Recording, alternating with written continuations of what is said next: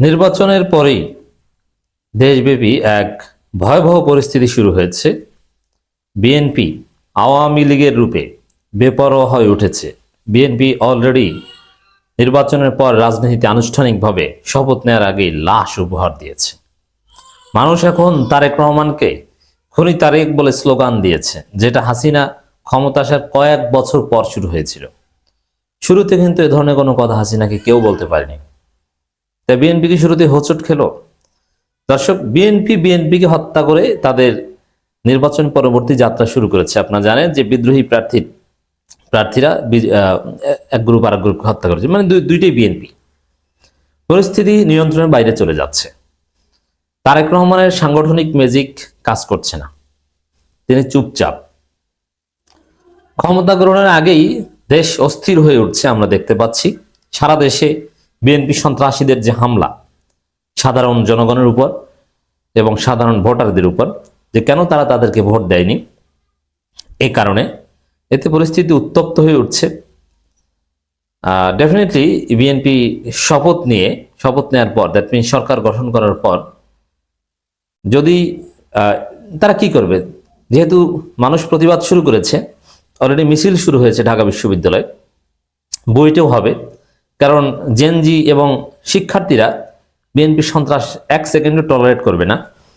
এখন এই পরিস্থিতি নিয়ন্ত্রণ করার জন্য তারেক রহমান শপথ গ্রহণ করে কি এদেরকে দমন করবেন, গ্রেপ্তার করবেন, ছাত্রদলের মাধ্যমে পিটাবেন? এটাও তো সম্ভব না। যদি কোনো ক্যাম্পাসগুলোতে, একটা ক্যাম্পাসে যদি অস্থিরতা ছড়িয়ে পড়ে, বাংলাদেশ উত্তপ্ত হয়ে উঠবে। যে সেই পরিস্থিতিতে মুহূর্তের মধ্যেই সে চারদিকে বিএনপির সন্ত্রাসের ফলে বিএনপির যে বেপরোয়া আচরণ, এর ফলে যে পরিস্থিতি তৈরি হয়েছে সেটা বিএনপির নিয়ন্ত্রণের বাইরে এখন পর্যন্ত। তাহলে এখন বলবেন যে ক্ষমতা এসে তারপর নিয়ন্ত্রণ করবে। ক্ষমতা এসে নিয়ন্ত্রণ করবে, এটার দুইটা দিক। একটা হচ্ছে যে যারা আন্দোলন শুরু করেছে তাদেরকে গ্রেপ্তার করবেন, তাহলে হিসাব এক, তাহলে পুরো পরিস্থিতি এলোমেলো হয়ে যাবে। আবার বিএনপিকে নিয়ন্ত্রণ করবেন, এইটা করতে পারলে ভালো, যদি বিএনপিকে গ্রেপ্তার করাতে পারেন। এবং বাংলাদেশে এখন যে পর্যায়ে গেছে তাতে অনেক জটিল জটিল বিষয় আছে। যেমন কোথাও কোনো চাঁদাবাজি সাধারণ জনগণ টলারেট করবে না, জনগণের উপর হামলা করবেন, জনগণ থানা ঘেরাও দেবে। আর বিএনপির যেহেতু ভোট কম, তরুণ প্রজন্ম তাদের সাথে নেই, তারা জিতেছে। আমি বলছি না যে তারা 100% ভোট চুরি করে জিতেছে, 10% কারচুপি করেছে, এখানেও কিন্তু 10%। তবে বিএনপির ভোট বেশিরভাগই একদম অশিক্ষিত কিংবা কৃষক, ওই টাইপের ভোটার, যারা রাজনীতিতে ওইভাবে সচেতন নয়। আর জামাতের ভোট, এনসিপির ভোট, তারা জেনজি, তরুণ, ইয়াং, শিক্ষিত। অতএব এদের উপর নির্যাতন যেটা বিএনপি শুরু করেছে, এর ফল অত্যন্ত ডিজাস্টার হবে তাদের জন্য। দর্শক, আপনি চিন্তা করেন, রংপুর জামাতের ঘাঁটি, পুরো রংপুরে জামাতের বিজয়, সেইখানে মাইকে ঘোষণা দিয়ে এনসিপির নেতাকর্মীদের উপর বিএনপি হামলা করছে। এবং আশ্চর্যজনকভাবে আমরা দেখছি যে মিডিয়াগুলো নীরব, তারা বিএনপির এই সন্ত্রাসকে তুলে ধরছে না। আরে ভাই, জুলাই বিপ্লবের সময় তো মিডিয়াগুলো নীরব ছিল। এরপরে বিএনপির পক্ষে যে ভোট চুরি করা হয়েছে, রেজাল্ট টেম্পারিং করা হয়েছে, এইখানেও মিডিয়াগুলো কি ঘৃণ্য আচরণ করেছে আমরা দেখেছি। কিন্তু জাতি জানে, কারণ সিটিজেন জার্নালিজম আছে। এখন কি করবেন তারেক রহমান? কি করবেন? ইন্টারনেট বন্ধ করবেন? এই সিটিজেন জার্নালিজম নিয়ন্ত্রণ করবেন? কয়েক ঘন্টার বেশি টিকতে পারবেন না এগুলো করে। হয়তো বিএনপির সামনে একটাই রাস্তা, ভালো হয়ে যাওয়া, কঠিন ব্যবস্থা নেওয়া বিএনপির সন্ত্রাস এবং চাঁদাবাজদের বিরুদ্ধে, এবং সাংগঠনিক ব্যবস্থা নেওয়া। আমরা সরকার গঠন করার পর, শপথ নেওয়ার পরে 1 সপ্তাহ দেখবো, এখানে হানিমুন পিরিয়ড বলতে কিছু নেই যে কিছুদিন পর আমরা নিয়ন্ত্রণ করে ফেলবো, তা না।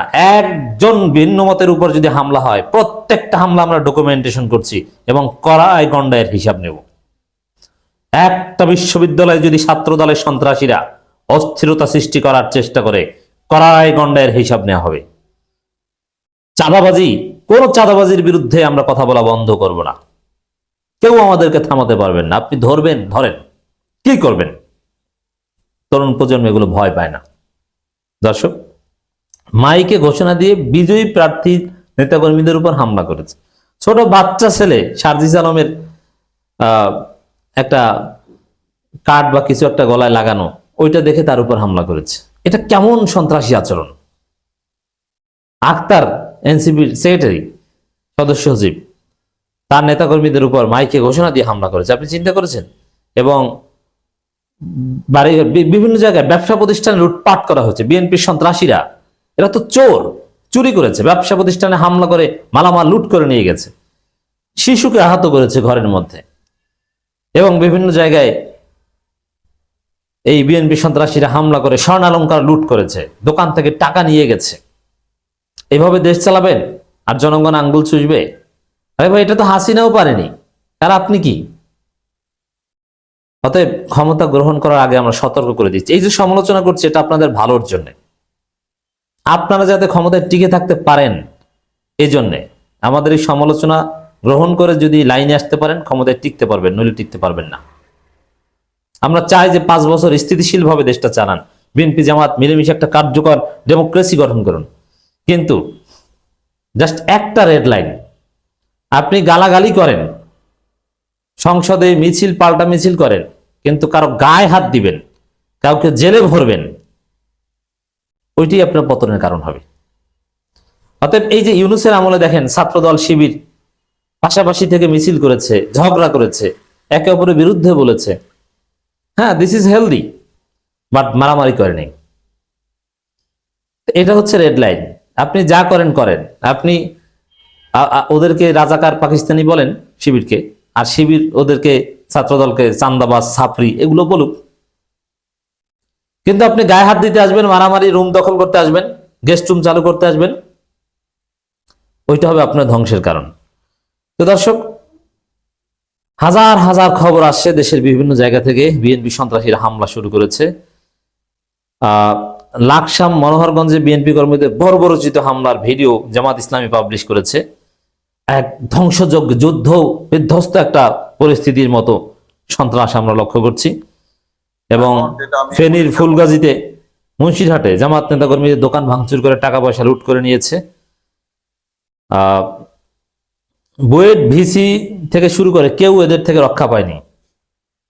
ঢাকা বিশ্ববিদ্যালয় ভিসির উপরও এই নন পলিটিক্যাল বুয়েট ভিসি একজন মুক্তিযোদ্ধা, তিনি জামাত নন, ঢাবি ভিসি জামাত নন, অপরাধ একটাই, তার দাড়ি টুপি আছে। দাড়ি দেখলেই ওরা, ওই সন্ত্রাসীরা মনে করে যে জামাত শিবির। মুক্তিযোদ্ধাকেও ছাড় দেয় না, বুয়েট ভিসি মুক্তিযোদ্ধাকেও ছাড় দেয়নি।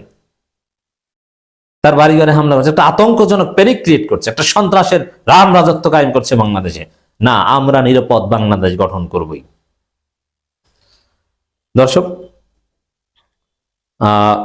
জামাত ইসলামী শত শত অভিযোগ নিয়ে এসেছে। স্থানীয় জামাত ইসলামীর নেতাকর্মীরা অনেকে হসপিটালে ভর্তি হচ্ছে, সেই ছবি সবকিছু আমাদের কাছে এসেছে। প্রায় 21 জায়গায় বগুড়া সারিয়াকান্দি ছাত্রদল ছাত্রলীগের যৌথ হামলায় শিবির কর্মী আহত। দেখেন, ছাত্রদল ছাত্রলীগ যেতে বিএনপি, আর জয় বাংলা স্লোগান দিয়ে বিজয় উদযাপন করে ছাত্রলীগ। আসলে দিন শেষে কিছুদিন পরেই আওয়ামী লীগের মার খাওয়া শুরু করবে BNP. Just wait and C.